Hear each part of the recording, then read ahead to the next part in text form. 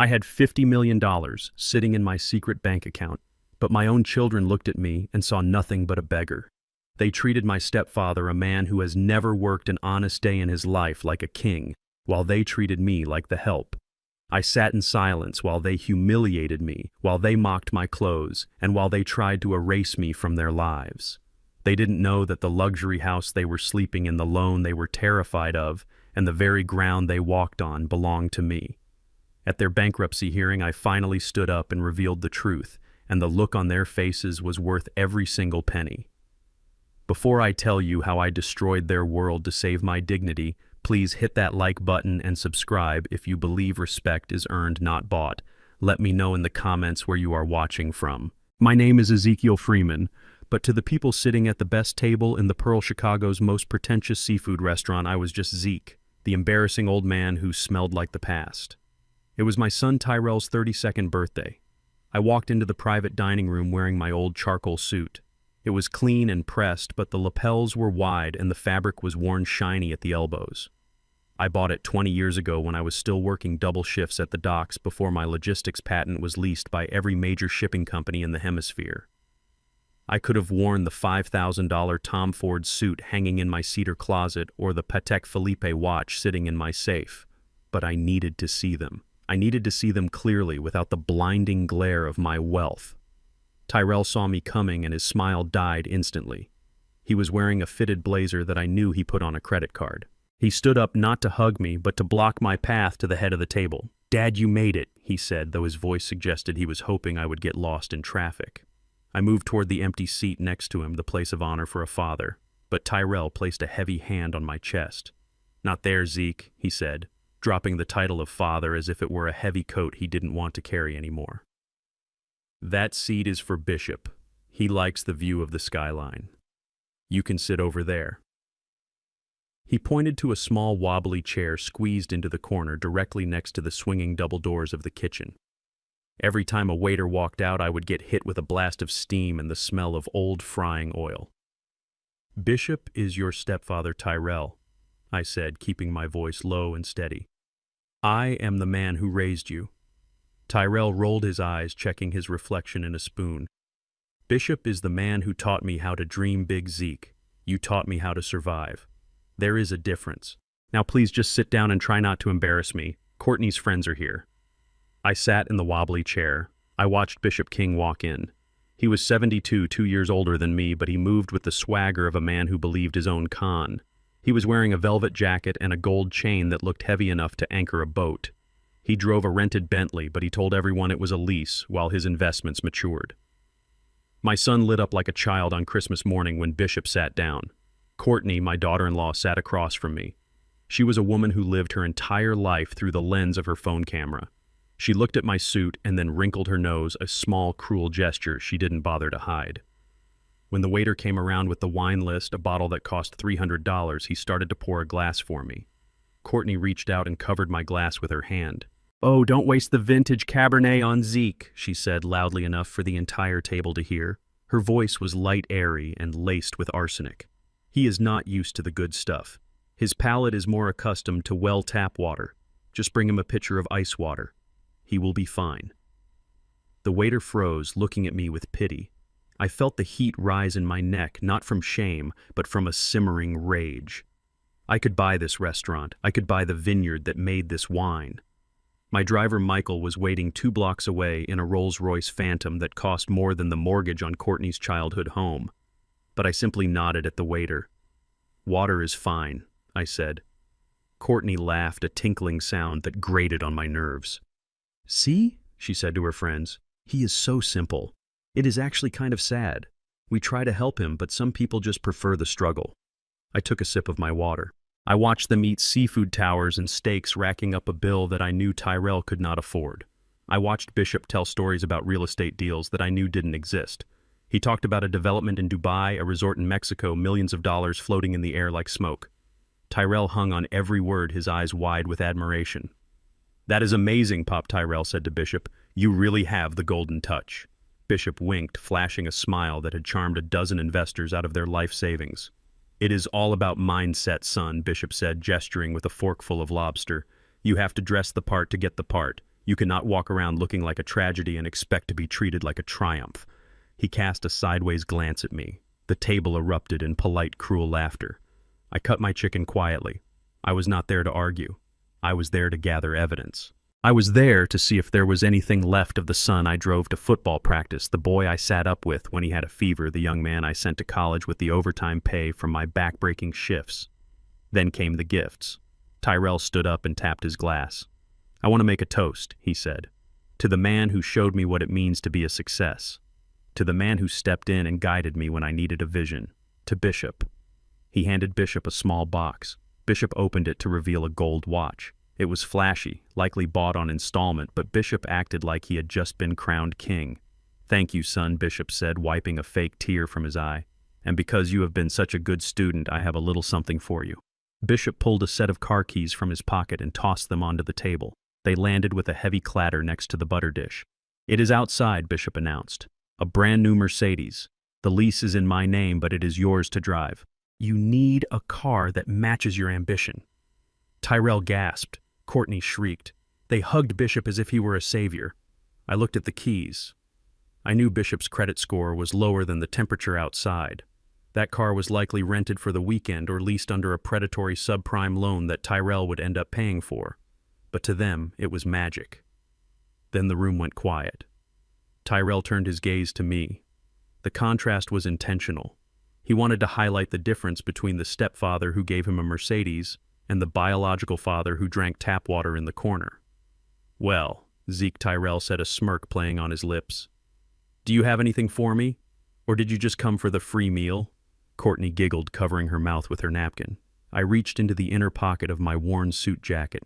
I felt the envelope there. Inside was a check for $50,000. It was the down payment for the house they were renting, a gift I had planned to give him to help them start building real equity.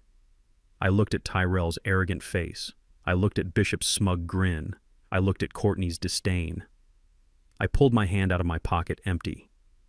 "I brought you my presents," I said calmly. "And I brought you the truth, though I don't think you are ready to unwrap that gift yet." Tyrell scoffed, turning his back on me. "Typical," he muttered. "Absolutely useless. Mom was right to leave you. You are a dead weight, Zeke." He turned back to Bishop, pouring him more wine.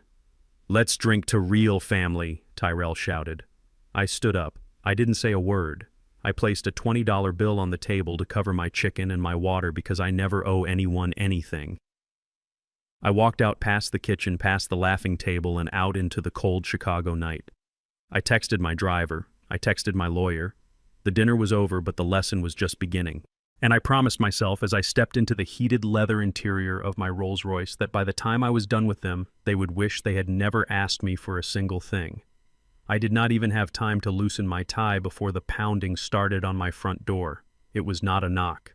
It was a demand. I knew who it was before I even turned the deadbolt. My apartment in South Chicago was not a palace. The paint in the hallway was peeling in long, dry strips, and the radiator hissed like a cornered cat. To my son Tyrell, this place was a symbol of my failure. To me, it was a fortress. I opened the door, and Tyrell pushed past me, without a word, bringing a gust of cold wind and the scent of desperation into my living room. Courtney followed him, her heels clicking loudly on the linoleum floor.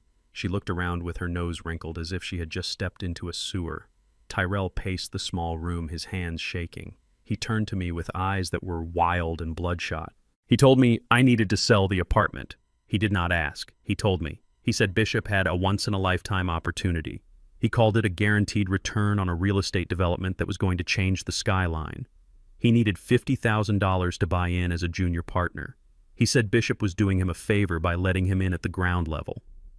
I looked at my son. He was sweating. He was manic. He truly believed that Bishop King, a man who rented his jewelry, was going to make him a millionaire. I walked over to the small wooden table by the window. It was the same table where my late wife Sarah used to roll out dough for biscuits on Sunday mornings. Tyrell wanted me to sell the memories of his mother to fund the delusions of a con artist. I told him no. I told him this apartment was my home. I told him that Bishop King was selling smoke and mirrors. Tyrell slammed his hand on the table. The wood groaned under the impact. He shouted that I was jealous. He screamed that I was trying to hold him down because I was miserable and wanted company. He said I was a crab in a bucket pulling him back just as he was about to climb out. He looked at the faded wallpaper and the old armchair and asked me how I could choose to live like a rat when I could help him become a king. I stood there and took his insults. I let them wash over me. I did not tell him that I did not just own this apartment. I did not tell him that I owned this entire building. I did not tell him that I owned the building next door and the two across the street. I did not tell him that I lived in Unit 1B because it was on the ground floor and allowed me to keep an eye on the maintenance crew. I did not tell him that the radiator hissed because I was waiting for a part to arrive from Germany to fix the central boiler system for all my tenants. I played the role of the poor, stubborn old man because that was the only role he was willing to see. While Tyrell was screaming about his bright future, Courtney was wandering through my home like a health inspector looking for a violation. She opened my kitchen cabinets and sighed loudly when she saw the generic brand coffee. She walked into the bathroom and I heard the sound of the medicine cabinet creaking open. She had no right. She had no boundaries. She walked back into the living room holding a small orange bottle. It was my blood pressure medication, hydrochlorothiazide, a standard prescription for a man of 70. But Courtney held it up like she had found a smoking gun. She looked at Tyrell and lowered her voice to a stage whisper. She said, "Look at this, Tyrell." She said, "These pills can cause confusion." She said she had noticed I was repeating myself at dinner. She said I was forgetting things. She said living alone in this condition was dangerous. She looked at me with a fake sympathy that was colder than hate. She said, "Zeke, do you even remember what day it is?" I stared at her. I knew exactly what day it was. It was the day my daughter-in-law decided to weaponize my health to get her hands on a check. I knew the side effects of my medication better than she knew her own husband. But I stayed silent. I let her build her narrative. She turned to Tyrell and said it was irresponsible to let me make financial decisions when I was clearly slipping. She said I was not competent. She said I was holding on to this property out of confusion and senility, not logic. Tyrell looked at the bottle and then at me. I saw the gears turning in his head. He did not want to believe I was sick because he cared about me. He wanted to believe I was sick because it gave him an excuse to take control. If I was crazy, then my refusal to sell the apartment was not a decision. It was a symptom. He stepped closer to me. He lowered his voice, trying to sound like the reasonable adult speaking to a child. He said Mom would want him to take care of the finances. He said the market was crashing and this apartment was going to be worthless in a year.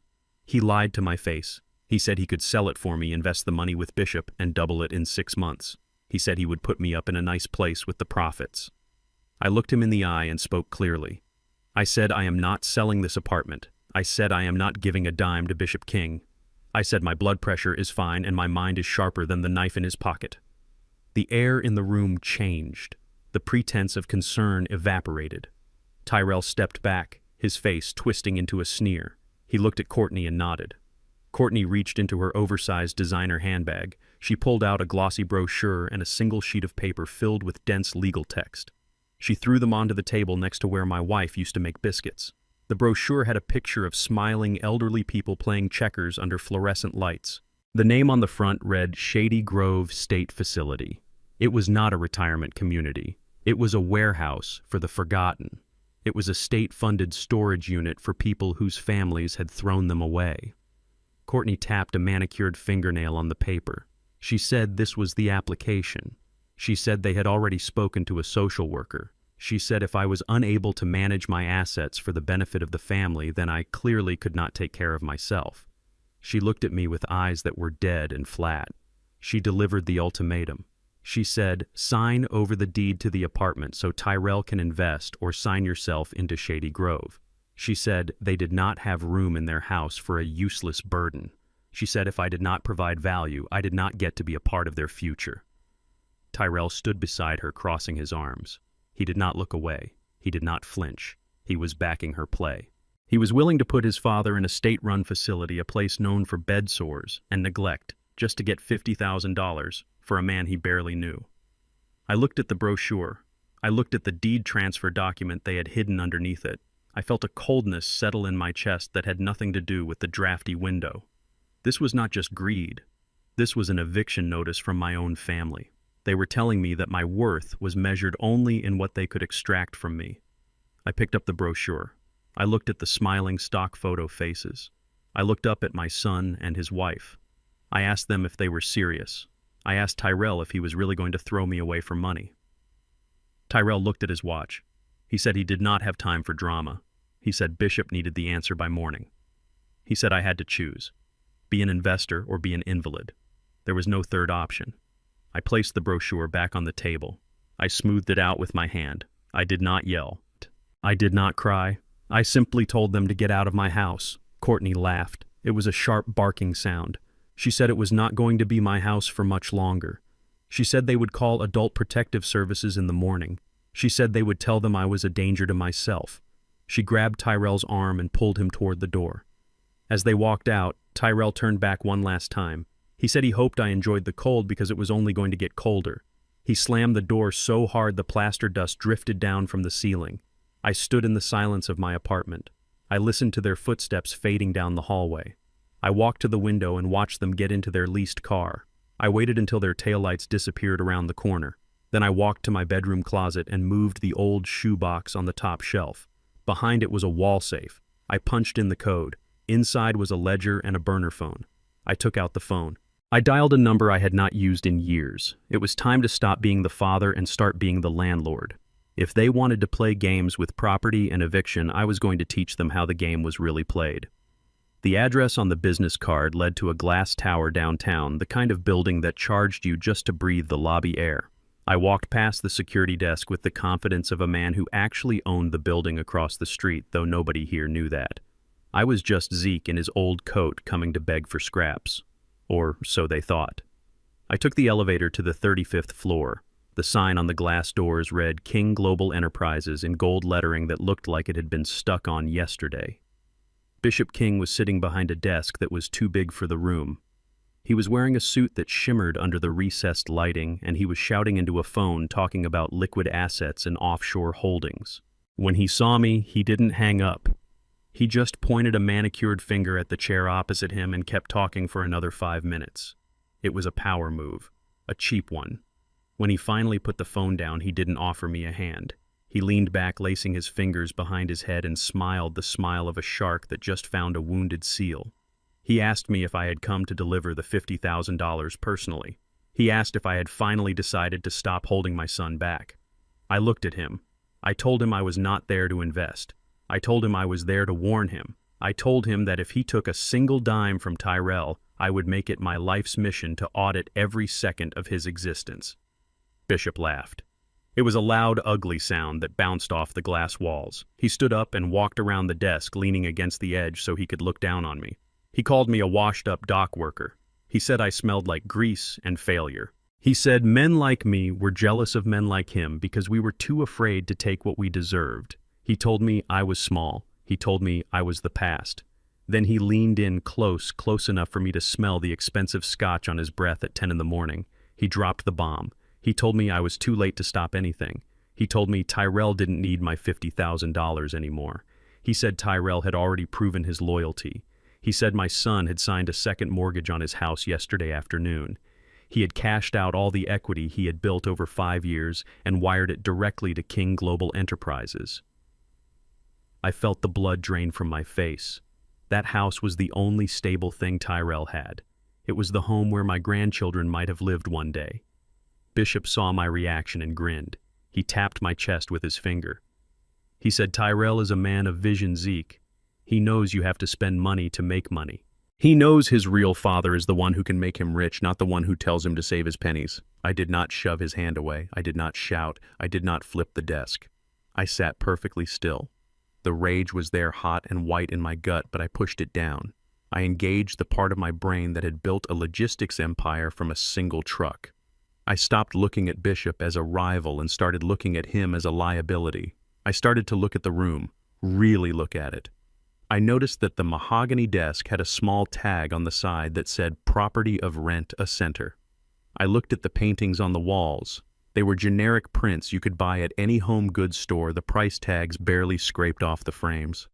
I looked at the secretary outside the glass wall. She was young, pretty, and typing furiously on a computer that I could see was not even plugged into the wall outlet. She wasn't a secretary, she was an actress. I looked at the shelves behind Bishop. They were filled with binders labeled tax returns and investor profiles. One of the binders was leaning open slightly. It was empty. There were no papers inside, just air. This wasn't a global enterprise. It was a stage set. It was a boiler room operation designed to look like a hedge fund. It was a classic Ponzi scheme built on the desperation of people like my son. Bishop wasn't investing money. He was eating it. I stood up slowly. Bishop was still smirking, waiting for me to beg or scream. I did neither. I adjusted my coat. I looked him in the eye and said nothing. I turned around and walked out. As I passed the secretary, I saw her screen reflection in the glass door. She was playing solitaire. She didn't even look up. I walked to the elevator. My heart was heavy, not with fear, but with the terrible weight of what I knew I had to do. I had to let them fall. I had to let Tyrell hit the bottom because he would never believe me if I told him the truth now. He was too far gone. My phone began to buzz before the elevator even hit the lobby. The caller ID said Tyrell. I took a breath. I slid my thumb over the screen, but I did not just answer. I tapped the small red icon in the corner of my interface. Recording started. I put the phone to my ear. I didn't even get to say hello. Tyrell's voice was a raw scream. He asked me what I had done. He said Bishop just called him. He said I had marched into his office and threatened him. He said I was trying to sabotage the biggest deal of his life out of pure spite. I tried to speak. I said, Tyrell, listen to me. He cut me off. He screamed that he was done listening. He said I was toxic. He said I was a crab in a bucket dragging everyone down into the mud with me. He told me to stay away from Bishop. He told me to stay away from his wife. He told me to stay away from his house. Then he said the words that severed the last thread holding us together. He said, you are not my father anymore. He said Bishop is my father now. He said Bishop believes in me. He said, do not call me. Do not come by. You are dead to me, Zeke. Just go back to your hole and die alone. The line went dead. I stood in the lobby of the glass tower, surrounded by people rushing to their jobs, people who had no idea that a man's heart had just been ripped out of his chest next to the fern planter. I looked at my phone. The recording was saved, 1 minute and 45 seconds. It was the evidence of my son's betrayal. It was the legal proof I would need when they inevitably tried to claim I was incompetent or owed them support. It was the sound of a door slamming shut forever. I put the phone in my pocket. I walked out to the curb. My driver pulled the Rolls-Royce around. I got into the back seat. I didn't cry. I poured myself a glass of sparkling water from the console. I looked out at the city I owned a piece of. I had lost a son, but I had gained clarity. Tyrell wanted a war. He wanted to worship a false idol. Fine. I would show him what a real god of industry looked like when he was angry. I tapped on the glass partition. I told my driver to take me to the bank. I had a mortgage to buy. I watched my son self-destruct in high definition through the screen of a burner phone. Over the next 3 weeks, Tyrell and Courtney did not just spend money. They lit it on fire and danced around the flames. I created a fake Instagram account just to keep an eye on the train wreck. Every day brought a new post, a new flex, a new lie. There was a picture of Courtney holding a Hermes Birkin bag that cost more than my first car. The caption read #blessed, #boss life, #Bishop investments. She did not know that bag was paid for with the equity of her own home. She did not know she was carrying her roof on her arm. Then there was Tyrell. He posted a video of himself popping bottles of champagne at a club on a Tuesday night. He was shouting over the music about passive income and generational wealth. He looked manic. He looked thin. He was high on the fumes of a fantasy.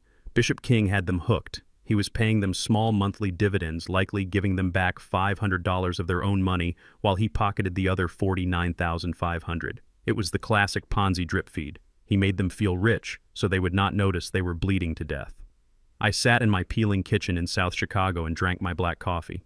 I scrolled past a photo of them dining at a steakhouse, the same one where they had humiliated me. They were smiling, their teeth white and perfect, completely oblivious to the fact that the ground beneath them had already been sold. They thought they were climbing the social ladder. In reality, they were just greasing the slide to the bottom. It was painful to watch, but I did not look away. I needed to see the extent of their greed. I needed to know exactly how much rope they were using to hang themselves. When Courtney posted a story about looking for vacation homes in the Hamptons, I knew it was time to move. I put down the phone. I put on my old coat. It was time to go to work. The headquarters of Freeman Logistics is a fortress of gray stone and tinted glass on the edge of the industrial district. It does not have a flashy sign. It does not need one. The people who need to know where we are already know. I walked past the security guard at the front desk. He stood up and straightened his tie. "Good morning, Mr. Freeman," he said with a nod of genuine respect. He did not see a bum in an old coat. He saw the man who signed his paycheck and paid for his daughter's braces. I nodded back and took the private elevator to the top floor. Mrs. Harper was waiting for me in the conference room. She was a woman of steel and mathematics, 60 years old, with eyes that could spot a decimal error from across the room. She had been my personal attorney for 20 years. She was the only person on earth who knew the exact dimensions of my empire. When I walked in, she did not comment on my attire. She simply slid a folder across the mahogany table. The papers were crisp and smelled of ink and power. She told me the incorporation papers were ready. She said ZF Capital was officially a registered entity. She asked me if I was sure I wanted to fund it with personal liquidity. I sat down. I took out my checkbook. It was not the one I showed Tyrell. This was the one from my private vault. I uncapped my pen. I wrote the date. I wrote the payee, ZF Capital. Then I wrote the number, 5000000, $50 million. I signed my name, Ezekiel Freeman. I slid the check back to her. I told her I had never been more sure of anything in my life. I told her this was not an investment for profit. It was an investment in justice.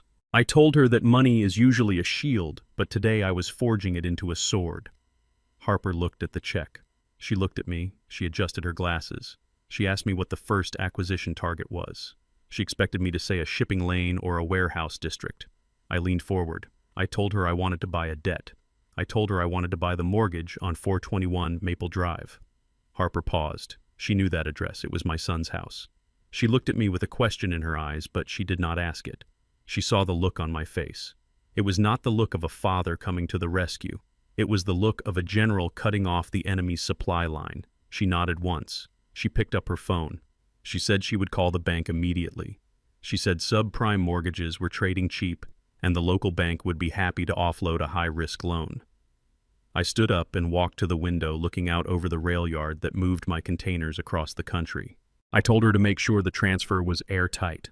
I told her I wanted the title, the deed, and the right to foreclose in my hand by the end of the week. Harper worked with the efficiency of a guillotine. 3 days later, the paperwork was on my desk. The local bank had been all too eager to sell the note on Tyrell's house. They saw a young man with maxed-out credit cards and a second mortgage taken out with a shady investment firm. To them, it was a toxic asset. To me, it was leverage. I sat in my high-back leather chair and held the document. It was heavy. It was the legal ownership of the roof over my son's head. Tyrell thought he was paying a faceless bank. He thought he was dealing with a corporate algorithm that might give him a grace period if he missed a payment.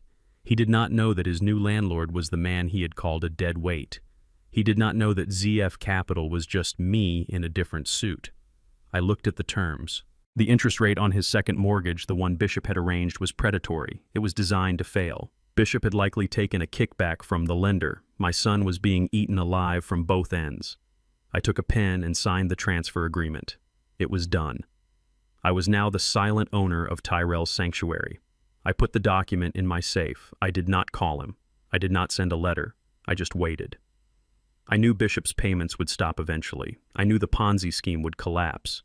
And when it did, when the fake dividends dried up and the real bills came due, Tyrell would stop paying his mortgage to feed his lifestyle. He would think he could get away with it for a few months. He would think he could charm the bank. But the next notice he received would not be a friendly reminder. It would be a demand for payment in full from ZF Capital.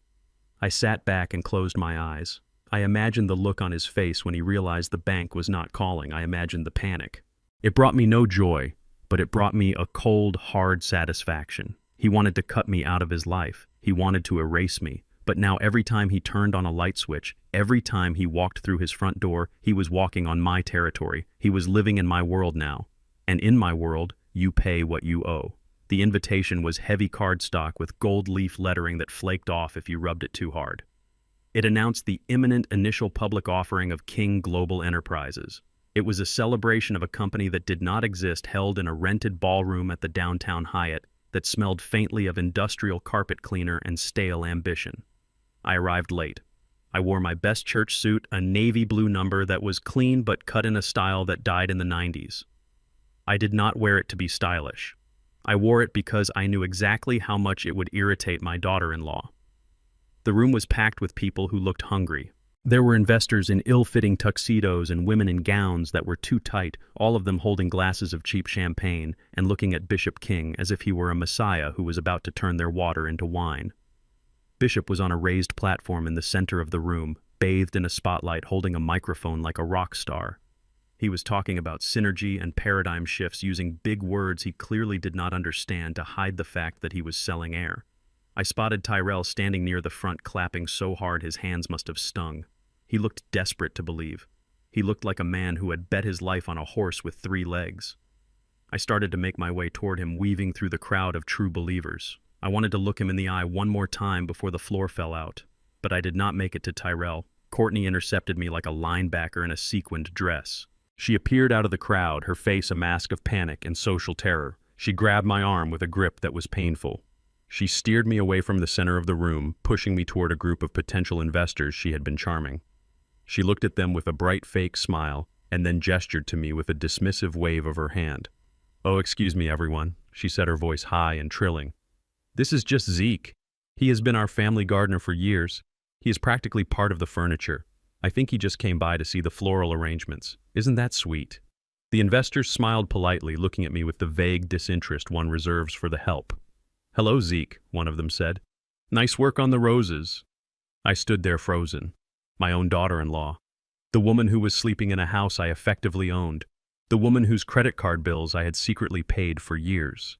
She had just reduced my entire existence to that of a hired hand because the truth of who I was, a blue-collar father from South Chicago, was too damaging to her brand. I felt a heat rise in my chest that had nothing to do with the crowded room.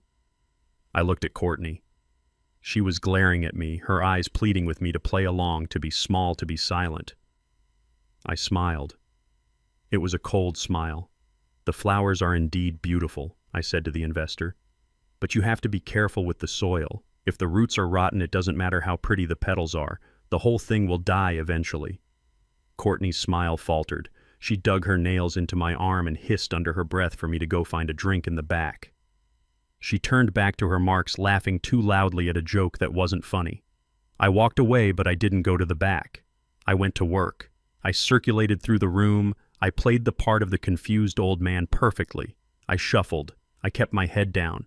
I let people bump into me, but my left arm was held at a specific angle. On my wrist was a smart watch, a piece of technology that cost more than Bishop's entire wardrobe. It was recording everything in high-fidelity audio. I stood next to a group of young men who looked like they had leveraged their student loans to be here. Bishop had descended from his stage and was holding court. I drifted closer, sipping a glass of flat ginger ale. I heard Bishop's voice clearly. He was making promises that were mathematically impossible. "We are guaranteeing a 200% return by the third quarter," Bishop said, slapping a young man on the back. "We have secured mineral rights in Nevada that are going to explode. The IPO is just a formality. You get in now, you are buying a ticket to the moon."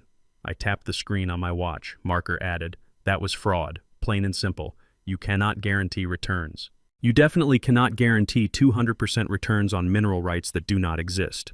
I moved to another group. Tyrell was there repeating the lies he had been fed.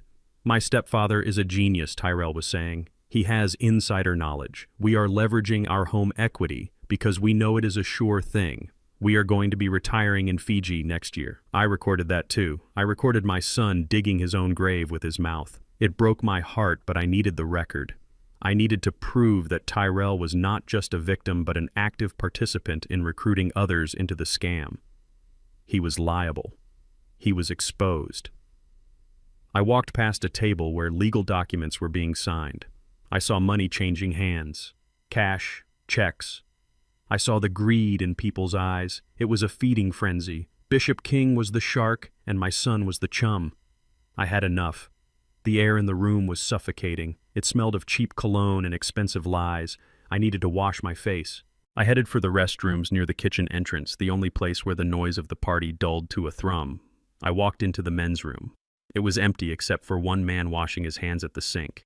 He was wearing a gray suit that fit too well to be off the rack.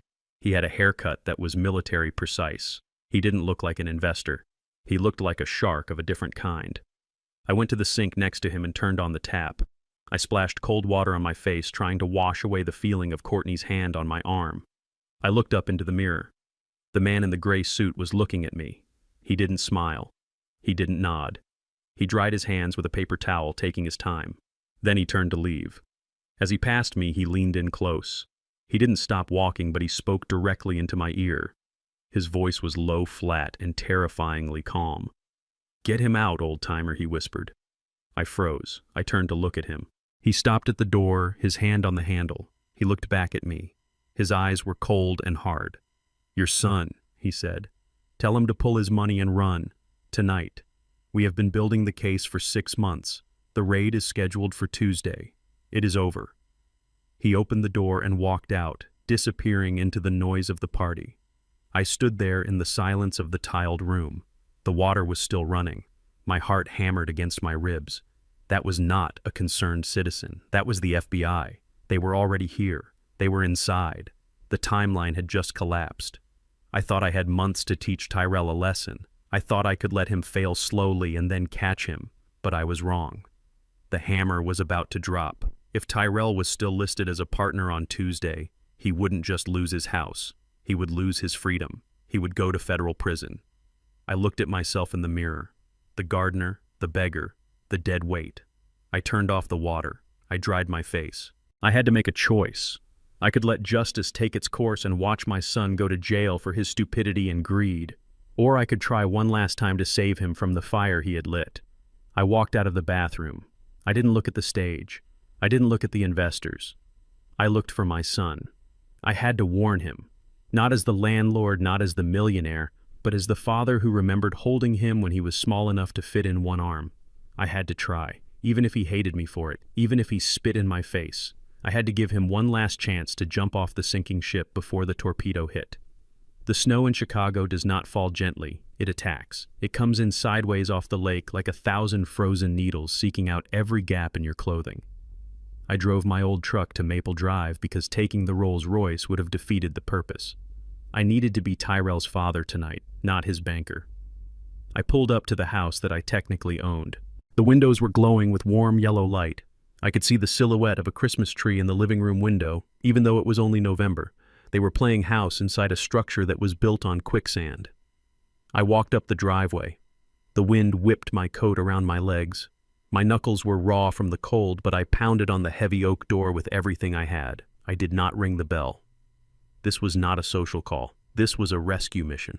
I shouted for Tyrell. I shouted for him to open the door. I yelled that we did not have time. I yelled that the FBI was coming on Tuesday. I yelled that Bishop King was a fraud and that the raid was already scheduled. I screamed at the wood and the glass, hoping that my voice would penetrate the wall of delusion they had built around themselves. I stood there, in the swirling white dark, shivering not just from the temperature, but from the terrified certainty that my son was about to walk into a cage he could not see. I pounded until my hand ached. I shouted until my throat was raw. I told them about the man in the bathroom. I told them about the empty binders. I told them to pull their money out now tonight before the accounts were frozen at 9 in the morning. I was begging. For the first time in 40 years, I was begging. The door did not open. Instead, a small circle of blue light illuminated on the doorframe. It was the video doorbell. Courtney's voice crackled through the speaker, tiny and distorted and dripping with venom. She asked me if I was drunk. She asked me if I had finally lost my mind completely. I leaned into the camera, my face wet with melting snow, my eyes wide with urgency. I told her to listen to me. I told her to get Tyrell. I told her they were going to prison. Courtney laughed. It was a tinny digital sound. She said I was pathetic. She said I was standing on their porch screaming lies because I could not stand the fact that Bishop had succeeded where I had failed. She said I was jealous. She said I was a bitter old man who wanted to drag them back down to the gutter. She said Bishop had warned them that I would try something like this. She said Bishop told them I would try to sabotage their success because I was afraid of being left behind. She told me to get off her property. She used that word, her property. She had no idea that the foreclosure papers were already sitting on my desk waiting for my signature. She had no idea that she was shouting at her landlord. She told me that if I did not leave immediately, she would call the police and have me removed for trespassing. She said she did not want her neighbors to see her crazy father-in-law making a scene. The blue light on the doorbell went dark. The connection was cut. I was left standing alone in the howling wind, screaming at a piece of plastic. I stepped back from the door. I looked up at the second-floor window. The light was on in the master bedroom. The window slid open. Tyrell stepped out onto the small balcony. He was wearing a silk robe that he had probably charged to a maxed-out card. He looked down at me. For a second, I thought he had come to listen. I thought he had come to hear the warning. I opened my mouth to speak. I started to say his name. Tyrell lifted a large plastic bucket from the floor of the balcony. He did not hesitate. He did not flinch. With a smooth, practiced motion, he heaved the contents over the railing.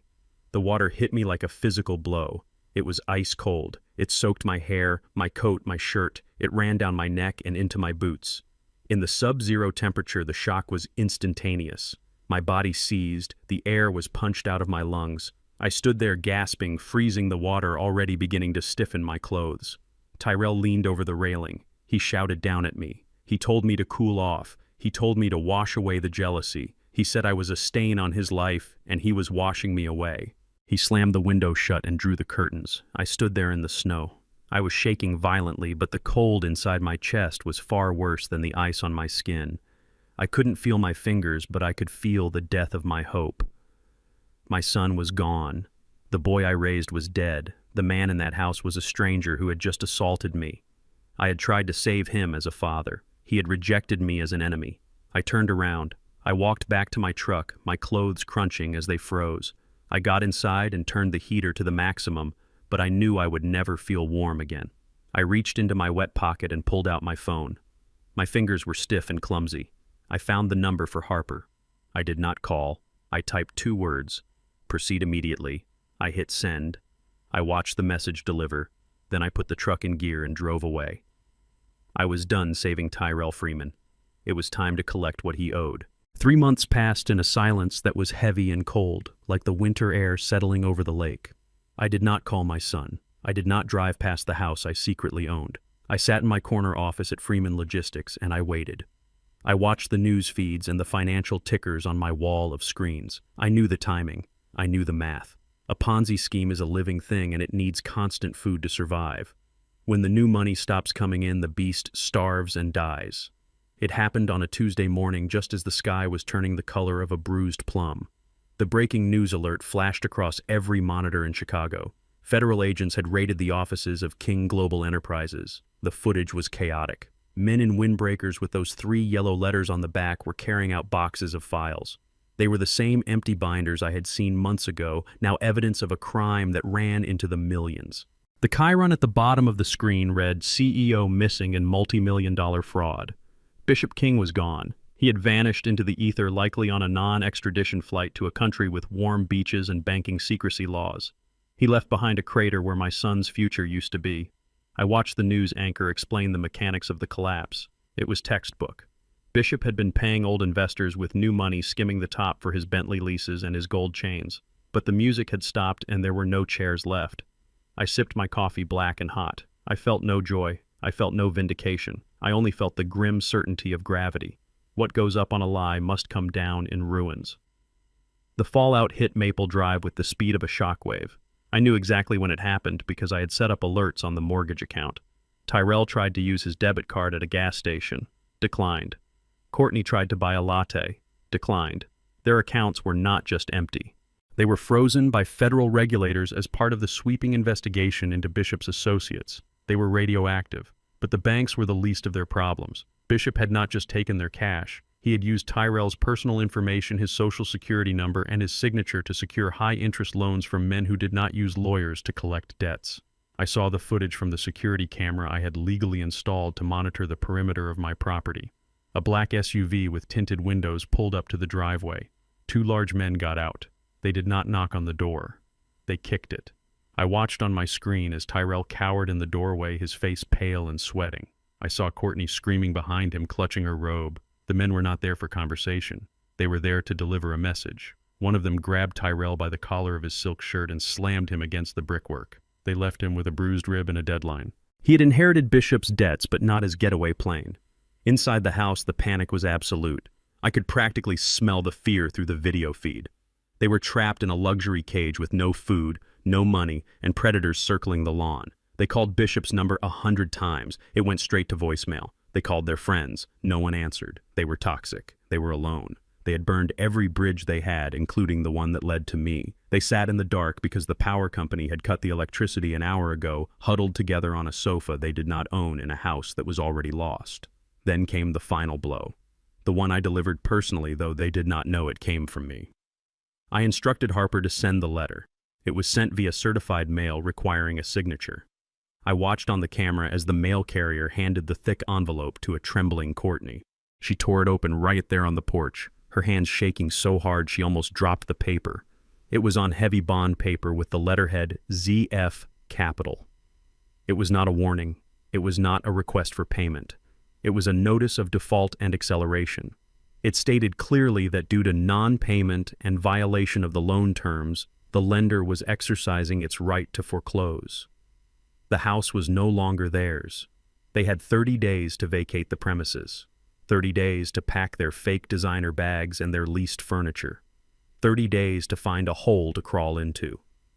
Courtney collapsed onto the porch steps, wailing into her hands. Tyrell snatched the letter from her. He read it, his face turning the color of ash. He looked around the neighborhood, his eyes wild, looking for a savior that did not exist. He realized the walls were closing in. He realized that ZF Capital was a shark, and it smelled blood. I sat in my office miles away and closed the file. Phase 1 was complete. The eviction had begun. Desperation has a smell. It smells like cold sweat and cheap car interior. I watched my son and his wife drive back to South Chicago, not because they wanted to, but because gravity pulls trash to the lowest point. They parked their leased SUV, which was days away from repossession, in front of my building. They looked out at the peeling paint and the barred windows. A month ago they had sneered at this place. Now it was their only hope for a roof over their heads. They grabbed their overnight bags and ran to the front door like rats scurrying for a sewer grate. Tyrell jammed his old key into the lock of Unit 1B. He twisted it. Nothing happened. He twisted it harder, rattling the handle. He did not know that as a landlord, the first thing you do when a tenant becomes a liability is change the cylinders. He started pounding on the door. He shouted for me. He shouted that it was an emergency. He shouted that they had nowhere else to go.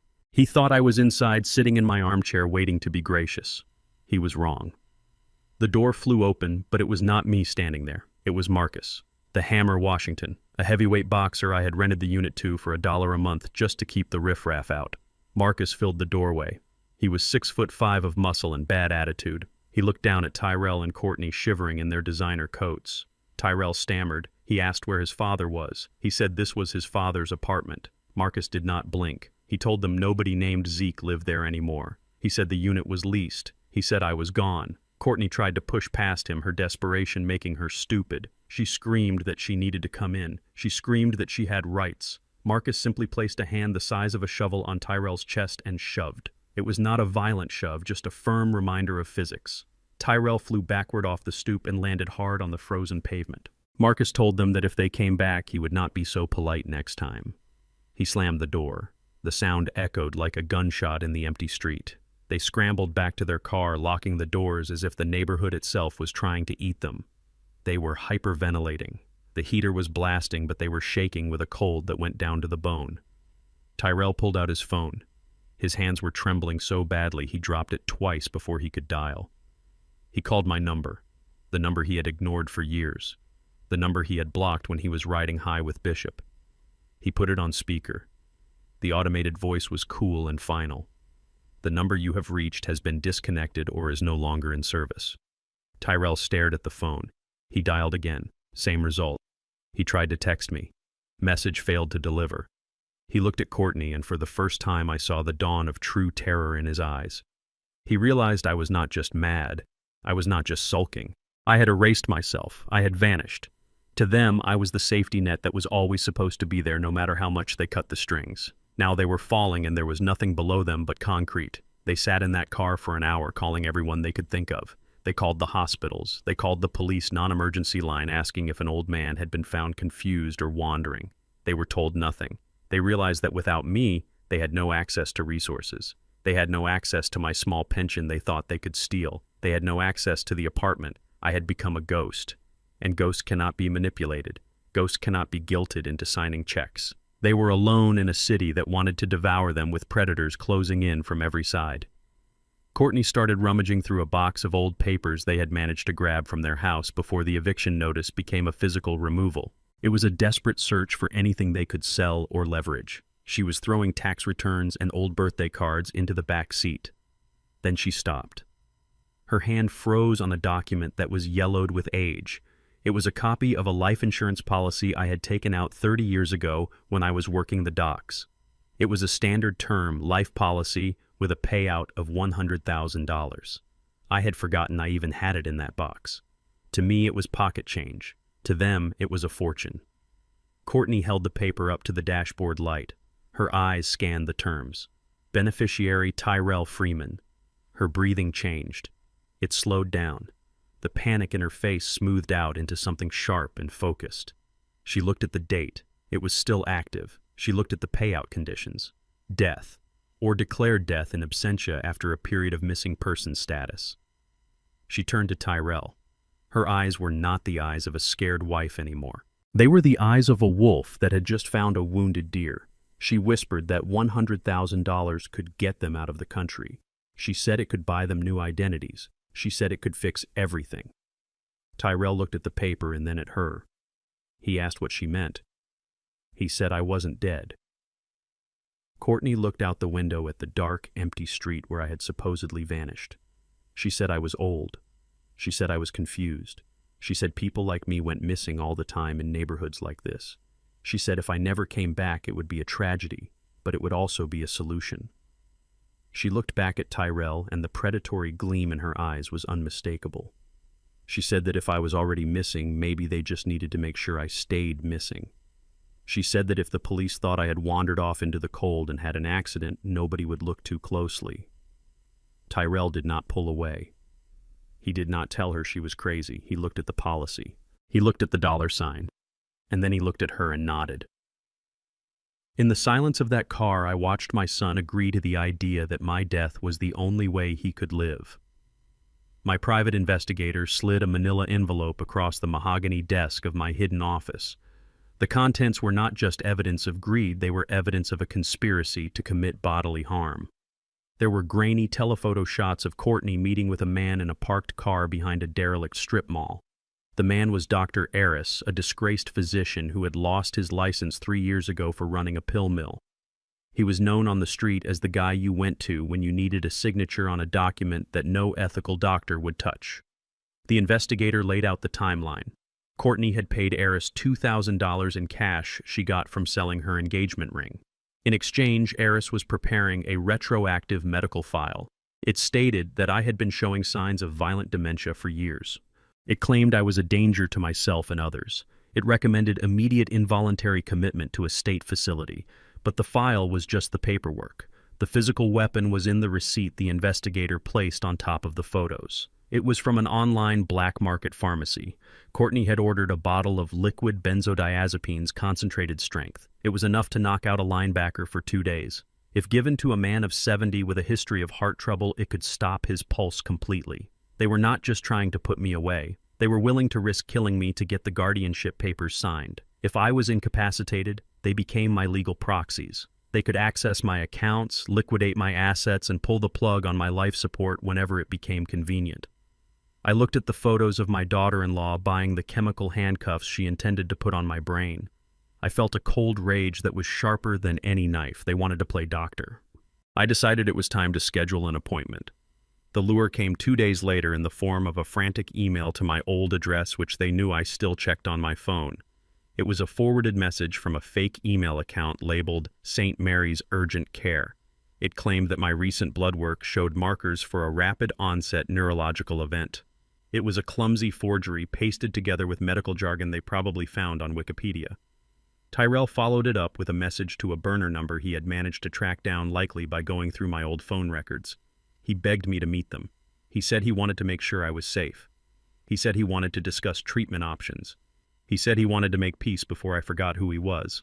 I agreed to meet them at a diner on 47th Street, a place with high-backed booths and dim lighting. I arrived early. I did not come alone. Two of my security team were seated in the booth directly behind the one reserved for us. They were invisible to the untrained eye, just two guys eating burgers, but they were recording everything. I sat down and waited. I made sure my hands were trembling. I made sure my eyes looked unfocused. I played the part of the confused, dying old man they so desperately wanted me to be. Tyrell and Courtney arrived 10 minutes late. They looked like they hadn't slept in a week. Their clothes were wrinkled, and there was a frantic energy vibrating off them. They sat down opposite me. Courtney was overly solicitous. She reached across the table and took my hand. Her palms were sweating. She told me how worried they were. She told me the doctor said I needed immediate stabilization. She said they had found a wonderful facility where I would be taken care of. She called it a sanctuary. I knew the place she was talking about. It was a warehouse in Gary, Indiana, where they strapped patients to beds and fed them gruel. The waitress brought a pitcher of water and 3 glasses. Courtney jumped to pour. She filled my glass first. I watched her hand hover over the rim for a fraction of a second too long. I saw the tiny, clear droplet fall from her sleeve into the water. It was a sleight of hand she must have practiced in the mirror. She pushed the glass toward me with a smile that was tight and terrifying. "Drink up, Dad," she said, her voice trembling slightly. "You need to stay hydrated. The doctor said dehydration makes the confusion worse." I looked at the water. I looked at her.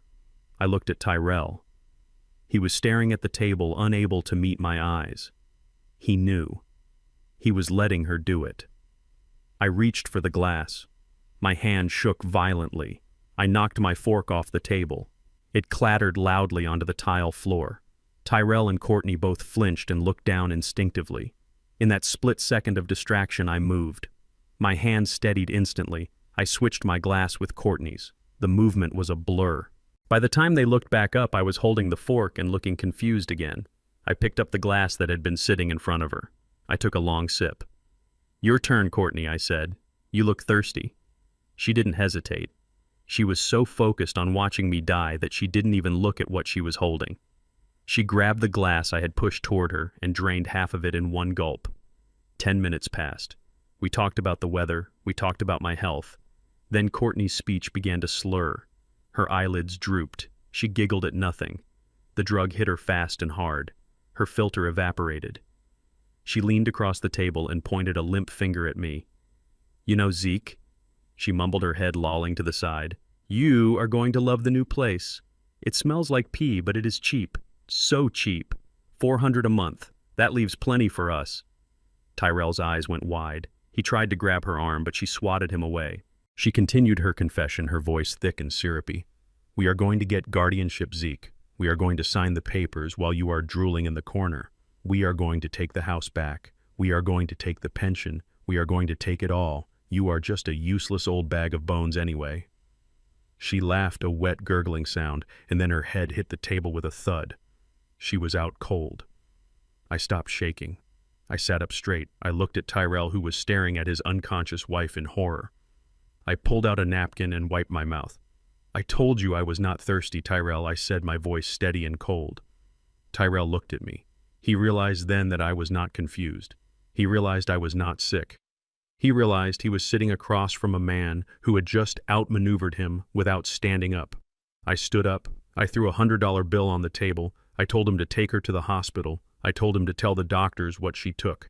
I told him I would be keeping the recording of her confession for the police.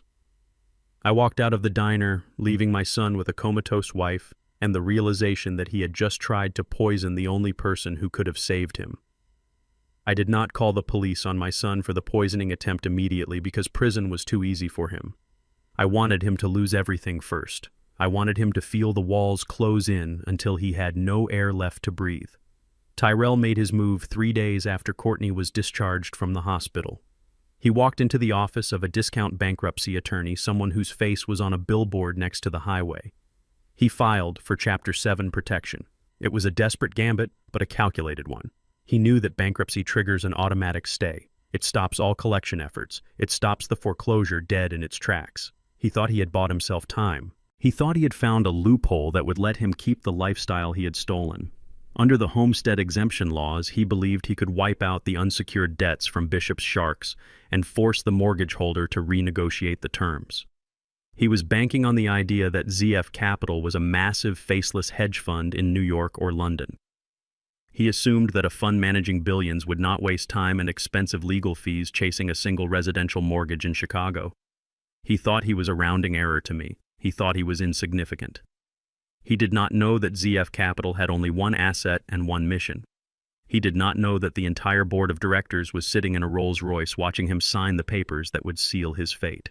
He walked out of that lawyer's office with a strut I had not seen in months. He thought he had beaten the system. He thought he had outsmarted the bank. He went home to the house he had not paid for in months and told Courtney that everything was going to be fine. He told her they would keep the house. He told her the debts would vanish like smoke. He was celebrating a victory that was actually a confession. I sat in the conference room at Freeman Logistics with Harper. The air conditioning was humming a low, steady note. On the table between us lay the bankruptcy petition Tyrell had filed with the federal court. It was a document of pure fiction. It was not just inaccurate, it was a felony recorded in black and white. We went through the schedules line by line. Schedule A-B requires the debtor to list all personal property. Tyrell had checked none for almost every category. Under jewelry, he listed 0. I pulled up a photo on my tablet. It was taken 2 weeks ago. Tyrell was wearing a Breitling Navitimer watch. Value $8,000. Under clothing, he listed $100. I pulled up another photo. He was wearing a Gucci belt and Balenciaga sneakers worth more than my truck. Under cash on hand, he wrote $50. My investigator had photos of him withdrawing $2,000 from an ATM the day before the filing trying to hide liquid assets. He had transferred the title of the Mercedes to a friend the week before, which was a fraudulent conveyance. He had hidden Courtney's designer bags in a storage unit rented under her maiden name. He had lied about his income. He had lied about his expenses. He had signed his name under penalty of perjury declaring that he was destitute while hiding $50,000 worth of luxury goods. Harper looked at me over the rim of her glasses. She said, "This is not just a bad filing, Zeke." She said, "This is bankruptcy fraud." She said, "This is a federal crime." She said, "We have him." I looked at my son's signature on the bottom of the page. It was the same signature he had used to try and steal my identity. I nodded. I told her to proceed. I told her I did not want a settlement. I wanted a trial. Harper drafted the complaint that afternoon. She did not just file a standard objection. She filed an adversary proceeding. It is a lawsuit within the bankruptcy case. We were suing Tyrell in federal court to deny him the discharge of his debts based on fraud and concealment of assets. We attached the photos. We attached the bank records. We attached the proof of the car transfer. We built a cage out of paper and locked him inside. The process server found Tyrell at the pharmacy where he was picking up Courtney's new prescriptions. Tyrell took the thick packet of legal documents. He glanced at the cover page. United States Bankruptcy Court. Plaintiff ZF Capital. Defendant Tyrell Freeman. He did not look scared. He looked annoyed. He tossed the papers onto the passenger seat of his car like it was junk mail. He called Courtney on speakerphone as he drove away. I heard the conversation through the tap on his phone. He told her not to worry. He laughed a dry, arrogant sound. He said it is just a formality, baby. He said these big funds always file an objection automatically just to see if we settle. He said they will not show up to court. He said it costs them more to send a lawyer than the debt is worth. He said we are going to walk in there, say we are broke, and walk out free. He said nobody cares about us, Zeke. He said we are invisible. He drove home to the house he thought he had saved, completely unaware that he was driving straight into the teeth of the trap. He thought he was invisible. He was about to become the center of attention. The federal courthouse in downtown Chicago is a place designed to make you feel small. The ceilings are too high and the benches are too hard and the air is recycled so many times it tastes like old pennies. I sat in the back row of courtroom 4B wearing a hat pulled low and a scarf wrapped around my face. I was invisible. Tyrell and Courtney sat at the defendant's table. They had dressed for the occasion. Tyrell was wearing a suit that was 2 sizes too big, likely bought at a thrift store the day before to make him look shrunken and pathetic. Courtney was wearing a plain gray cardigan and no makeup. She looked pale. She looked fragile. It was a performance worthy of an Oscar. They stood before Judge Sterling, a man known for his leniency toward debtors who had fallen on hard times. Tyrell spoke first. His voice was a masterpiece of trembling humility. He told the judge that he was a simple man who had been targeted by a sophisticated predator. He painted Bishop King as a monster who had groomed him for years. He said he had only mortgaged the house because he wanted to give his wife a better life. He said they had lost everything. He said they were currently living on the charity of friends, which was a lie because they were squatting in a motel using the cash they had hidden. Then it was Courtney's turn. She wept. She did not just cry, she wept. She told the judge that they were good people who had made a mistake. She said they had learned their lesson. She said they just wanted a fresh start so they could raise their unborn child in peace. She did not mention that she was not pregnant. She did not mention the poison. She placed a hand on her stomach and looked at the judge with wide, tear-filled eyes. She said, "Your Honor, we have nothing left. We have sold every stick of furniture. We are eating ramen noodles. We just want the harassing phone calls to stop. We just want to be safe." The judge nodded slowly. I could see he was buying it. He looked at them and saw two young kids who got in over their heads. He looked at the empty plaintiff's table where Harper was sitting alone, and he saw a big, mean corporation trying to crush the little guy. He leaned forward. He said the court is inclined to grant the discharge. He said it appears the debtors have been victims of significant fraud and have no remaining assets to liquidate. Tyrell squeezed Courtney's hand. I saw the ghost of a smirk touch his lips. They thought they had won. They thought they had acted their way out of a hole. Then Harper stood up. She did not look like a shark. She looked like a librarian who had just found a book that was overdue by 10 years. She adjusted her glasses. She picked up a single piece of paper. She said, "Your Honor, before you rule ZF Capital, would like to introduce evidence regarding the debtor's schedule of assets." Tyrell rolled his eyes. He whispered something to Courtney, probably telling her not to worry. Harper walked to the podium. She looked at Courtney. She asked Mrs. Freeman, "You stated under oath that you have sold all personal property of value, is that correct?" Courtney nodded vigorously. "Yes, ma'am. Everything. Even my wedding ring." Harper placed the paper on the overhead projector. An image appeared on the screens around the courtroom. It was a high-resolution photograph of Courtney standing at the counter of a luxury consignment shop in the Gold Coast. The timestamp was dated 3 days ago. She was handing over a bright orange Hermes Birkin bag. Harper spoke clearly. "This is a photo of you, Mrs. Freeman, selling a handbag 3 days after you filed for bankruptcy protection. The bag is valued at $12,000. You did not list this bag on your asset schedule. You did not declare the cash you received from this sale."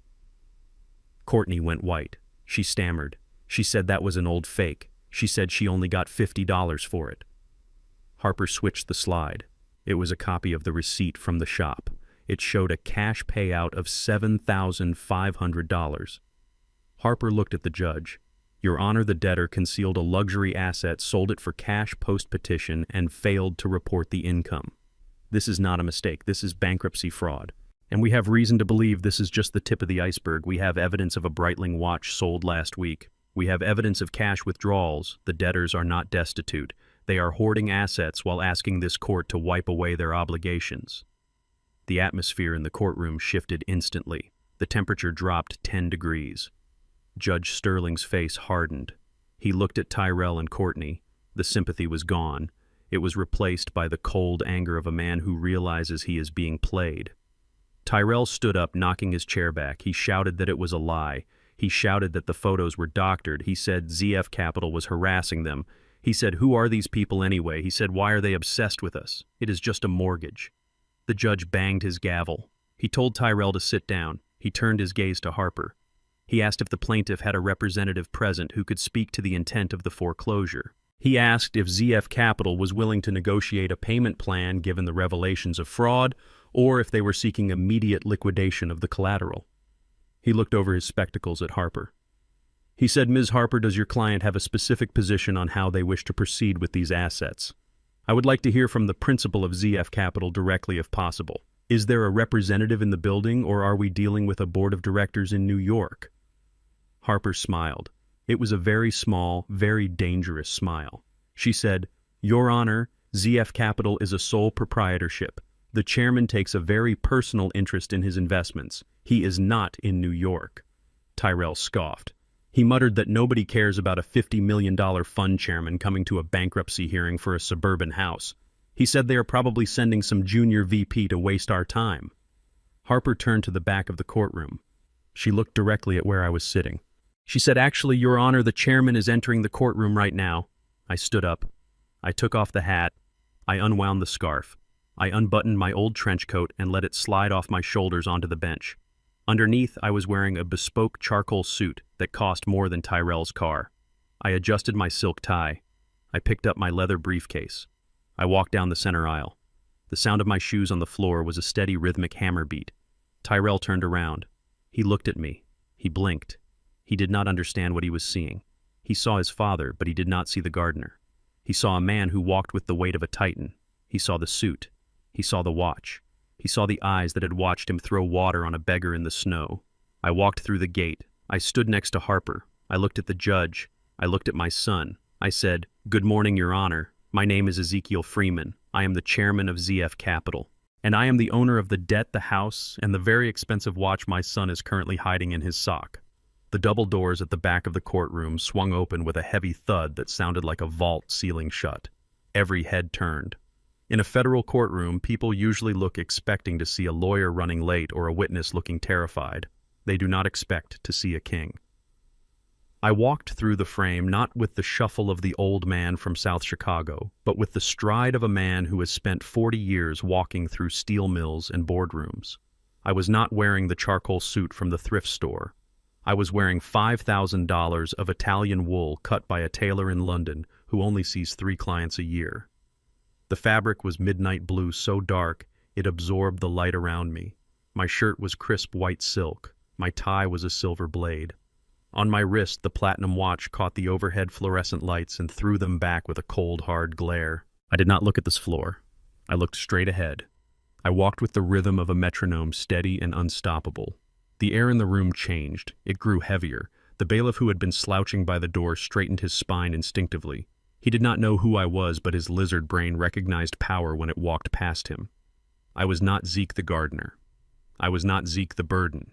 I was Ezekiel Freeman, the man who commanded a fleet of 5,000 trucks and ships that moved the world. I was the man who built an empire out of sweat and logistics. I carried a leather briefcase that cost more than the monthly rent on Tyrell's first apartment. I walked down the center aisle and the sound of my heels on the marble floor was the only noise in the room. Tyrell turned in his seat. His eyes widened until I thought they might split. He blinked rapidly, trying to process the visual data that his brain was rejecting. He saw his father, but the context was wrong. It was like seeing a lion walking down a grocery aisle. His arrogance, which had been shaken but not broken by the proceedings, suddenly turned into a frantic confusion. He stood up so fast his chair skidded backward with a screech that made the stenographer wince. He stepped into the aisle, blocking my path. He looked at my suit. He looked at my face. He laughed, a nervous, high-pitched sound that bordered on hysteria. He asked me what I was doing here. He hissed at me to leave. He said, "Dad, you are confused." He said, "This is a federal court, not a church basement." He said I was going to get arrested for loitering. He looked at the judge and waved his hand dismissively. He said, "Your Honor, please forgive him." He said, "My father is senile." He said he wanders off. He said he thinks he is important, but he is just a retired janitor. He reached out to grab my arm to steer me toward the exit, just like Courtney had done at the party. He thought he could handle me. He thought I was frail. I did not stop walking. I did not flinch. When his hand reached for my lapel, I didn't even look at it. I simply kept moving with the momentum of a freight train. I walked right through his space. He had to stumble backward to avoid being trampled. He tripped over his own feet and fell against the wooden railing of the gallery. He looked up at me from the floor, his mouth agape, his face flushing with humiliation. I did not look down at him. He was beneath my notice. I walked past the defense table where Courtney was staring at me with her hand over her mouth, her eyes darting between my shoes and my face, trying to calculate the cost of my outfit. I walked past the witness stand. I approached the plaintiff's table. Harper stood up immediately. She did not look surprised. She looked vindicated. She pulled out the heavy oak chair at the head of the table. I sat down. I placed my briefcase on the table. I unlocked the brass latches with 2 sharp clicks that sounded like gunshots in the silent room. I adjusted my cuffs. I folded my hands on the table. Tyrell scrambled to his feet. He looked at the judge. He pointed at me. He shouted that this was a farce. He shouted that I had no business sitting there. He shouted that I was mentally incompetent and needed to be removed by security. Judge Sterling banged his gavel. He ordered the defendant to sit down and be silent or be held in contempt. Tyrell collapsed into his chair, breathing hard, his eyes fixed on me with a mixture of fear and fury. The judge turned his gaze to me. He looked over his spectacles. He studied my suit. He studied my demeanor. He saw the man who was not supposed to be there. He asked clearly for the record if I was the representative for the creditor ZF Capital. I leaned forward. I grasped the neck of the microphone. I pulled it closer. The feedback whined for a split second before settling into a low hum. I looked across the aisle. I looked directly into the eyes of my son. I saw the moment the realization hit him. I saw the moment the bottom fell out of his world. I did not blink. I spoke with the voice that had negotiated mergers and broken strikes. My voice was deep, resonant, and absolutely cold. I said, "Good morning, Your Honor. There appears to be a significant misunderstanding regarding the identity of the plaintiff. The defendant knows me only as a retired laborer. He knows me as a man with no assets. He knows me as a beggar he threw water on in the snow. But that is not who I am. My name is Ezekiel Freeman. I am the founder and chairman of ZF Capital. I am the owner of the mortgage on 421 Maple Drive, and I am the creditor who has come to collect the debt from his own son." The silence that followed my declaration was not empty, it was heavy with the sudden crushing weight of reality. The air conditioner hummed, but no one breathed. Tyrell stood frozen in the aisle, his mouth opening and closing like a fish on a dock. He looked from my face to the judge, and back again, waiting for the punchline of a joke that was not coming. Harper stood up and placed a thick bound document on the judge's bench. It was not a mortgage deed. It was a consolidated financial statement audited by one of the Big Four accounting firms. Judge Sterling put on his reading glasses. He flipped the page. He stopped. He looked up at me over the rim of his spectacles, his eyebrows raising in genuine surprise. He read the number aloud for the record. $50 million in verified assets. The murmur that swept through the gallery was like a wave hitting the shore. Tyrell gripped the railing of the gallery box, his knuckles turning white. He looked at me with a hunger that was terrifying to behold. He did not see his father anymore. He saw a lottery ticket he had thrown in the trash. I stood up and buttoned my jacket. I looked at my son. I told the court about the Freeman optimization algorithm. I told them how 20 years ago I sat at the kitchen table night after night drawing diagrams on napkins trying to figure out how to make shipping containers move faster through bottleneck ports. I told them how a teenage Tyrell had laughed at me. I told them how he had called my work useless scribbles and told me I should get a real job like a manager at a retail store. I told them that those useless scribbles were now the industry standard for global logistics.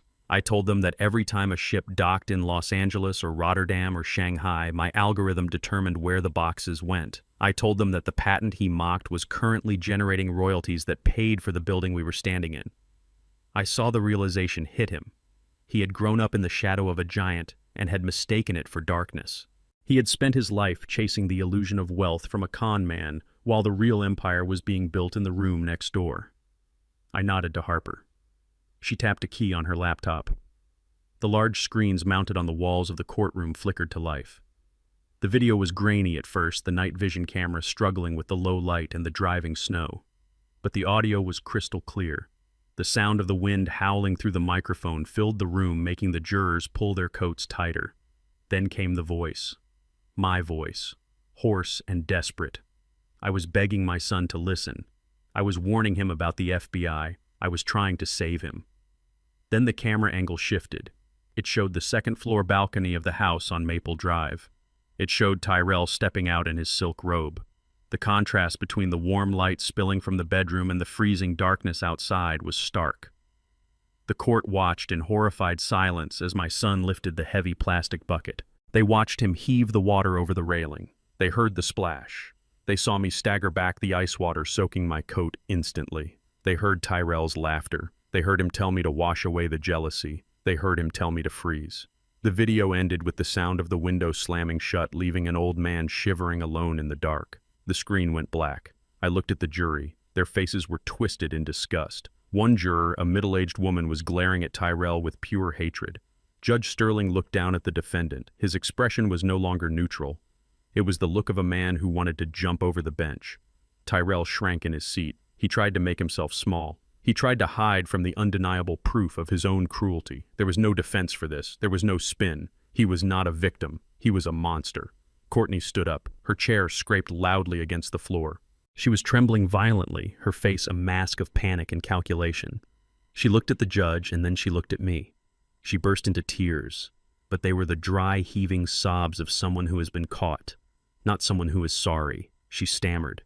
She pointed a shaking finger at Tyrell and then at me. She said, "Dad, we did not know. She said you never told us. She said if we had known you had money, we never would have worried so much. She said we only wanted what was best for you. She said we were trying to protect you because we thought you were vulnerable. She said everything we did was out of love and concern for your well-being." She looked at me with pleading eyes, begging me to accept the lie one last time. She wanted me to be the benevolent patriarch who smoothed everything over with a check. I looked at her. I let a small, cold smile touch my lips. I leaned into the microphone. My voice was soft, but it carried to every corner of the room. I asked her if poisoning me was her idea of protection. I asked her if the sedative she slipped into my water at the diner was an act of love. I asked her if she thought a chemical lobotomy was the best way to show concern for my well-being. Tyrell collapsed. It was not a graceful fall. It was the heavy thud of a man whose skeleton had simply turned to dust under the weight of the truth. He hit the knees of his thrift store suit against the hard courtroom floor, and the sound echoed like a gavel strike. He did not care about the judge. He did not care about the jury. He crawled toward the plaintiff's table. He reached out with shaking hands and grabbed the hem of my $5,000 trousers. He buried his face in the fabric and began to sob. It was a wet, ugly sound. He begged me. He called me Dad. He said he was sorry over and over again until the words lost their meaning and became just noise. He said it was all Bishop. He said Bishop had brainwashed him. He said Bishop had promised him the world and twisted his mind against me. He claimed he was a victim. He claimed he was just a confused young man who had been led astray by a master manipulator. He looked up at me, his face streaked with tears and snot, and he swore on his mother's grave that he never wanted to hurt me. He said he loved me. He said he only wanted to make me proud by becoming successful. He said he thought Bishop was the way to do that. He clung to my leg like a drowning man clinging to a piece of driftwood. The courtroom watched in stunned silence. It was pathetic. It was humiliating. But I did not feel pity. I looked down at the top of his head and I felt nothing but a cold, hollow distance. I stepped back, pulling my leg away from his grasp. I smoothed the fabric of my pants. I did not offer him a hand up. I did not offer him a tissue. I let him stay on the floor where he had put himself. I looked at the judge who was watching the scene with an expression of deep distaste. Then I looked back at my son. I waited until his sobbing quieted down to a whimper. I waited until he looked up at me with those red-rimmed eyes, hoping to see the soft forgiveness of the father he used to know. But that father was gone. That father had frozen to death on his front porch 3 months ago. I spoke clearly so that the court reporter would catch every syllable. I asked him a question. I asked him if he would be kneeling on this floor right now if I had walked in here wearing my old coat. I asked him if he would be crying and begging for forgiveness if I was still just Zeke the gardener with no assets and a pension check. I watched the realization hit him. I watched his eyes dart away. I pressed him. I demanded an answer. I asked him if he would have shown me this mercy if his plan had worked.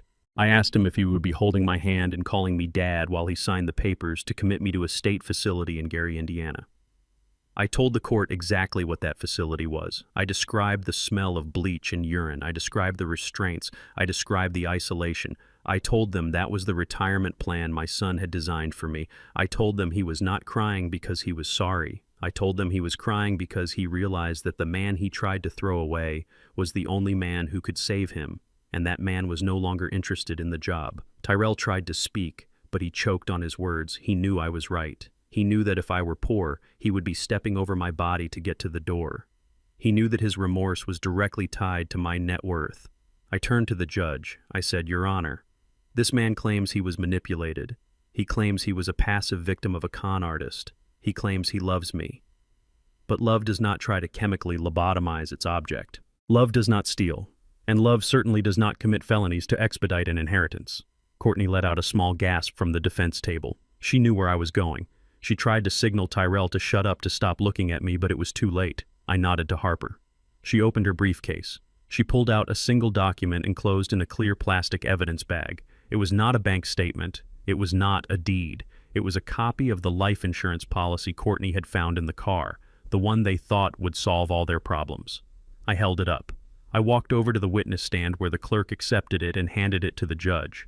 I told the court to look at the bottom of the page. I told them to look at the request for a change of beneficiary and the request for an accelerated payout due to terminal illness. There was a signature at the bottom. It read, Ezekiel Freeman. The ink was black. The loops were wide.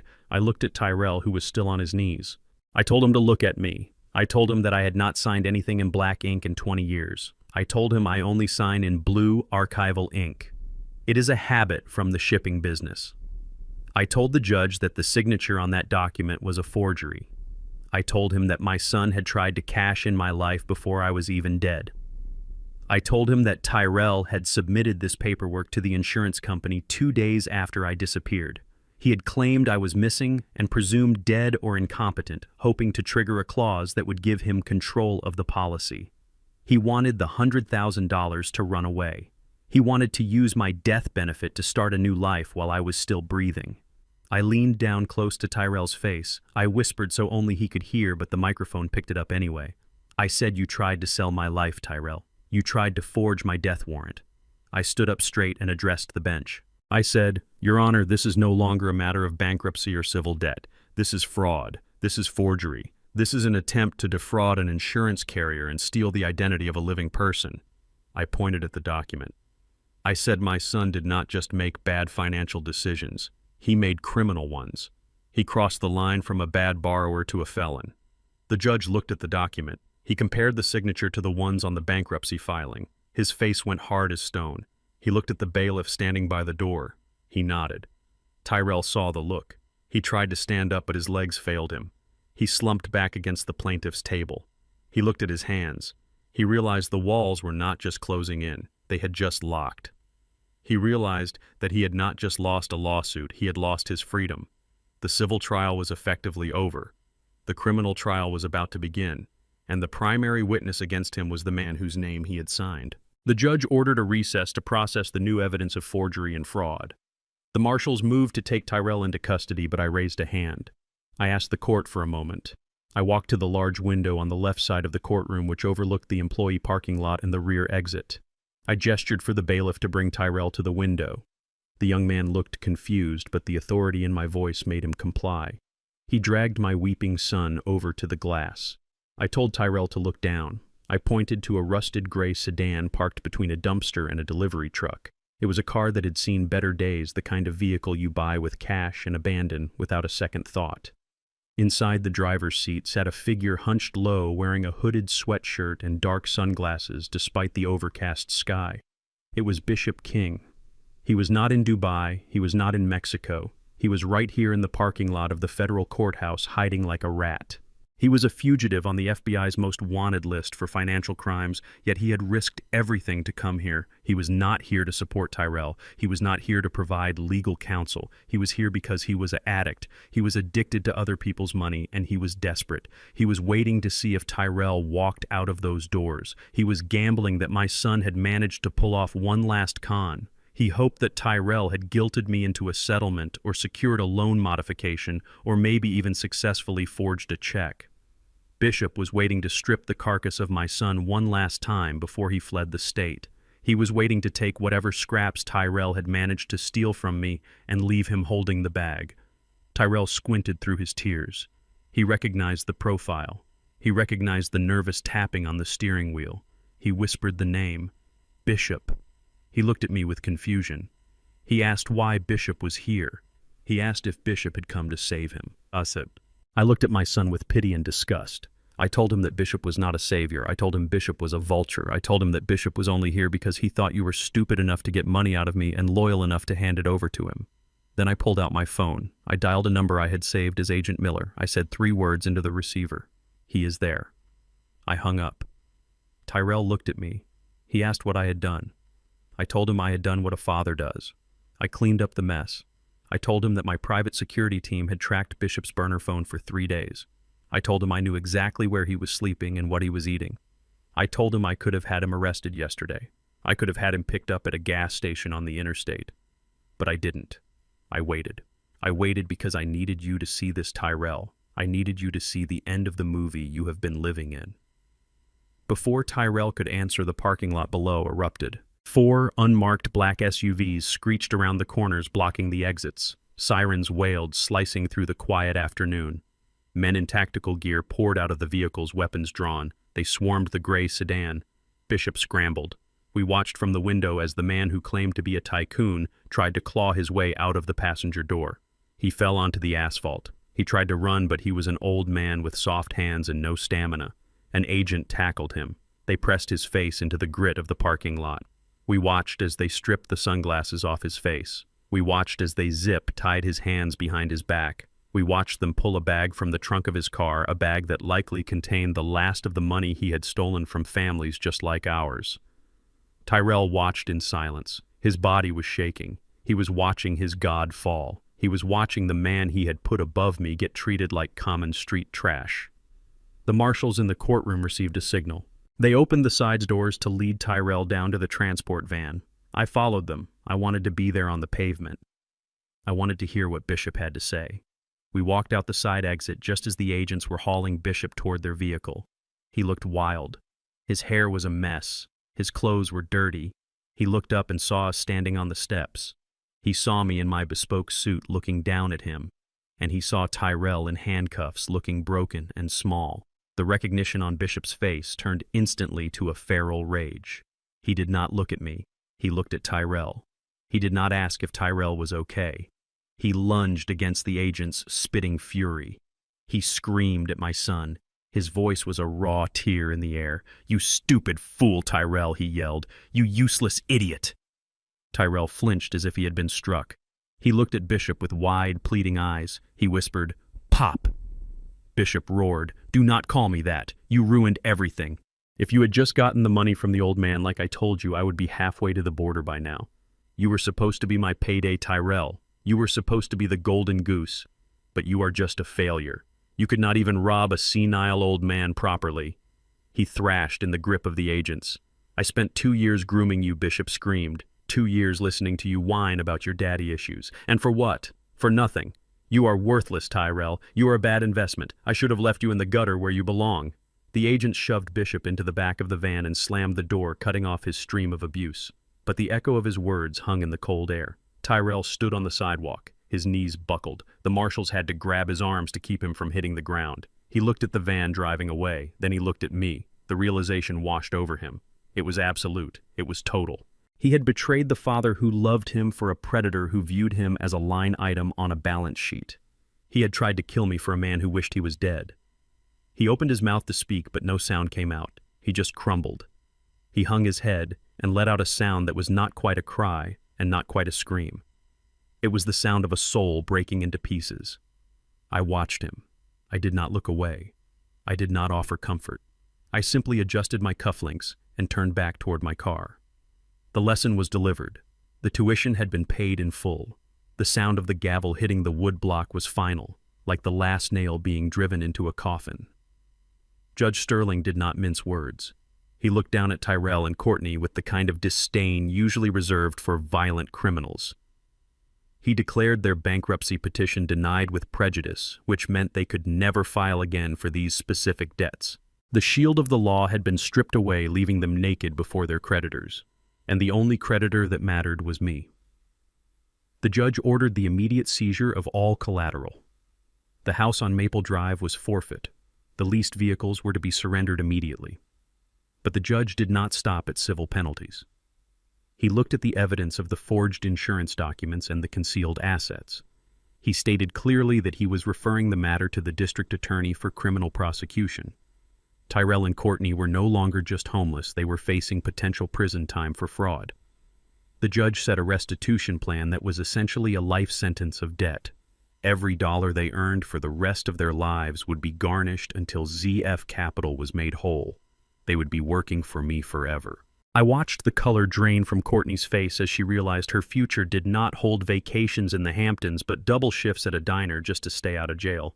Tyrell looked at me one last time, his eyes begging for a reprieve, for a fatherly intervention that would stop the bleeding. I simply closed my briefcase. The snap of the latches was the only answer he got. I stood up and walked out of the courtroom, leaving them to explain to the bailiffs why they had no address to give for their probation paperwork. I did not wait for the sun to go down. I wanted them to feel the shame in the harsh light of day. The sheriff's deputies arrived at the house on Maple Drive at 4 in the afternoon.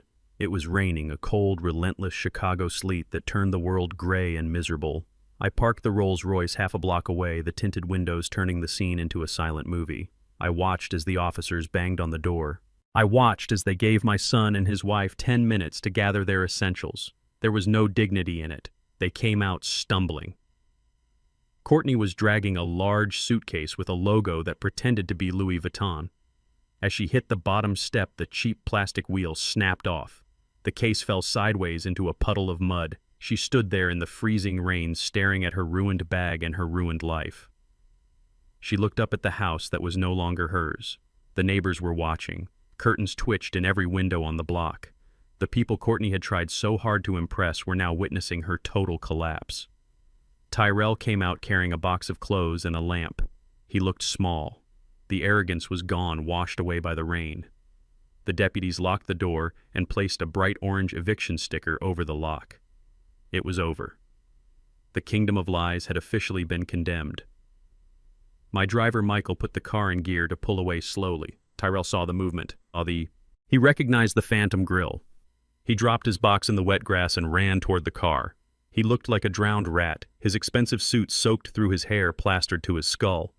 He pounded on the rear window. He shouted my name. He begged for a ride. He begged for just one night in a hotel. He said they had nowhere to go. He said they would freeze. I signaled Michael to stop. I lowered the window just 3 inches. The heat from the car's interior rushed out to meet the cold air hitting Tyrell in the face. He gripped the glass, his fingers white. He pleaded. He said, "Dad, please just help us get to the shelter." I looked at him. I reached down to the floorboard. I picked up an old black umbrella. It was broken. One of the metal spokes was snapped and poking through the fabric. It was the same umbrella Tyrell had given me 5 years ago when I visited him in the rain, and he refused to let me inside because he had guests. He had handed it to me through a crack in the door and told me to stay dry. I pushed the broken umbrella through the gap in the window. Tyrell took it instinctively. I looked him in the eye. I told him that walking is good for the health. I told him it builds character. I rolled the window up. As we drove away, I watched him in the rearview mirror standing in the middle of the road holding a broken umbrella over his head while the rain soaked him to the bone. 6 months is a lifetime when you are living hour by hour. I parked the Rolls-Royce 3 blocks away because I did not want to draw attention to the neighborhood. It was a working-class district on the edge of the city, the kind of place where the neon signs flickered and the pavement was cracked from years of neglect. I walked toward a diner called Sal's Place. It was a greasy spoon with fogged windows and a menu that hadn't changed since 1980. I walked in and the smell of frying onions and old coffee hit me instantly. It was the smell of honest desperation. I sat in a booth near the back where the vinyl was taped together with duct tape. I scanned the room. It took me a moment to find him. He was moving between the tables carrying a heavy plastic tub of dirty dishes. He was wearing a white apron that was stained with gravy and grease. He had lost at least 30 pounds. His expensive haircut had grown out into something shaggy and unkempt. His face was gaunt, the cheekbones sharp against his skin, and there were dark circles under his eyes that spoke of double shifts and insomnia. This was Tyrell Freeman. The man who had rented a Bentley to impress a con artist was now clearing tables for minimum wage plus tips. I watched him work. I saw him get yelled at by a customer who wanted more ketchup. I saw him nod his head and apologize. I saw him run to the kitchen and come back breathless. The arrogance was gone. It had been burned out of him by the friction of survival. He looked exhausted. He looked broken. But for the first time in his life, he also looked real. He came to my table with a pitcher of water, not looking up, his eyes focused on the glasses. He poured the water. Then he looked up to ask for my order. He froze. The pitcher shook in his hand, splashing a little water onto the table. He stared at me. His mouth opened, but no sound came out. He looked terrified. He thought I was there to mock him. He thought I was there to twist the knife. He looked at his dirty apron and then at my suit. He swallowed hard, his Adam's apple bobbing in his thin throat. He didn't say a word. He just waited. I didn't smile. I didn't offer a greeting. I picked up the sticky laminated menu. I ordered a meatloaf sandwich and a black coffee. Tyrell wrote it down, his hand trembling so hard the pen could barely stay on the pad. He walked away to the kitchen. I watched him go. He didn't strut. He shuffled. He was tired.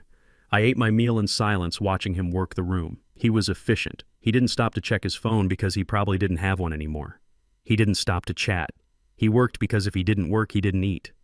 When he brought me the check, he placed it face down on the table. He stood there for a second, shifting his weight from one tired foot to the other. He looked like he wanted to say something, but shame is a heavy gag. He turned to walk away. I opened the check folder. The bill was $12.50. I took out a $20 bill. I didn't pull out a stack of hundreds. I didn't leave a tip that would change his life. I left him $7.50. A standard tip. A fair tip. I stood up and put on my coat. Tyrell was clearing a table nearby. I walked over to him. He stopped wiping the table and stood up straight, clutching the rag like a shield. He couldn't meet my eyes. He looked at his shoes, the cheap, non-slip kind that hurt your arches. I stepped into his space. I waited until he forced himself to look at me. His eyes were red-rimmed and full of tears that he was fighting to hold back. I gestured to the table where I had eaten. I told him that the money on the table was his. I looked him hard in the face. I spoke low and clear so only he could hear. I told him that was the first time in his life I had ever seen him make clean money. I told him to keep it. I told him to hold on to it because he had earned it with his own hands, not with lies and not with theft. Tyrell broke. A single sob escaped his throat. He nodded his head, jerking it down as if he couldn't bear the weight of my gaze anymore. He whispered thank you. It was small and weak, but it was the most honest thing he had ever said to me. I didn't hug him. I didn't tell him it was going to be okay. I turned around and walked out of the diner, leaving my son to finish his shift. The sun was setting over Lake Michigan, painting the water in shades of violent orange and deep purple. I sat on the terrace of my villa, the wind carrying the scent of fresh water and pine. It was quiet here. Not the silence of loneliness, but the silence of peace. Inside, Harper was sitting at the dining table reviewing the quarterly reports for the Freeman Foundation. She looked up as I walked in. She told me the numbers were good. She said we had just approved our 100th scholarship recipient, a young man from the South Side who wanted to study logistics. His application essay talked about watching his father work 2 jobs just to keep the lights on. He had the hunger. He had the drive. He reminded me of myself 40 years ago, before the money, before the betrayal. Harper smiled. She said he was going to be a star. I nodded. I told her to approve the full ride, tuition, books, housing, everything. I told her to make sure he never had to worry about money so he could focus on building his mind. I poured 2 glasses of iced tea and sat down opposite her. We didn't talk about business for a while. We talked about our grandchildren. We talked about the weather. We talked about the simple things that make a life worth living. I looked around the room. It was filled with photos not of my biological family, but of the family I had built. There were pictures of scholarship recipients holding their diplomas. There were pictures of my employees at company picnics. There were pictures of Harper and her husband at their anniversary party. These people were not bound to me by blood. They were bound to me by respect. They were bound to me by shared values. They called me Mr. Freeman not because they wanted my money, but because they valued my guidance. They were my legacy. I was not a lonely old man dying in a mansion. I was a patriarch of a community I had forged with my own hands. Later that night, after Harper had left, I went into my study. I opened the bottom drawer of my desk. Inside was a small silver frame. It held a photo of Tyrell when he was 5 years old.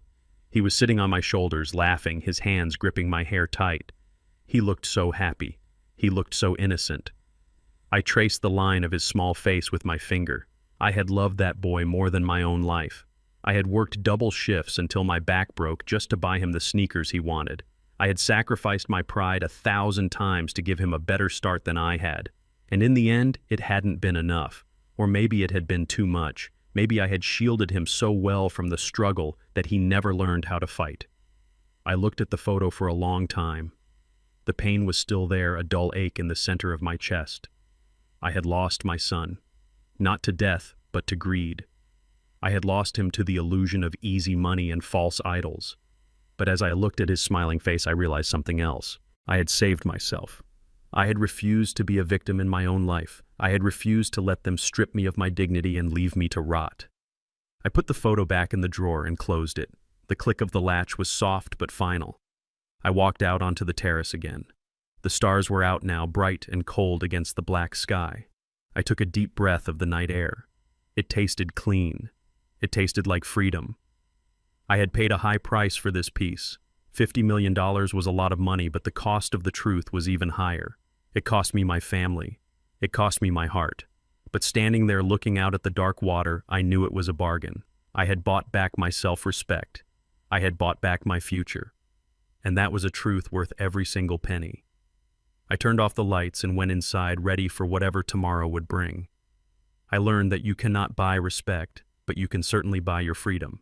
My son thought wealth was about flashing watches and driving leased cars, but real wealth is the ability to walk away from people who drain your soul, even if they share your blood.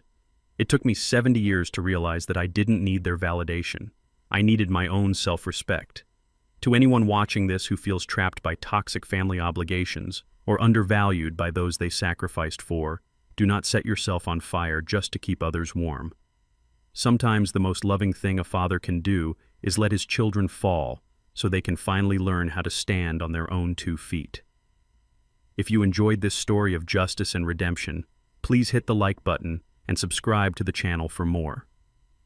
Let me know in the comments below, would you have given Tyrell another chance, or did he get exactly what he deserved? Exactly what he deserved. Exactly what he deserved. Exactly what he deserved. Exactly what he deserved. Exactly what he deserved. Exactly what he deserved. Exactly what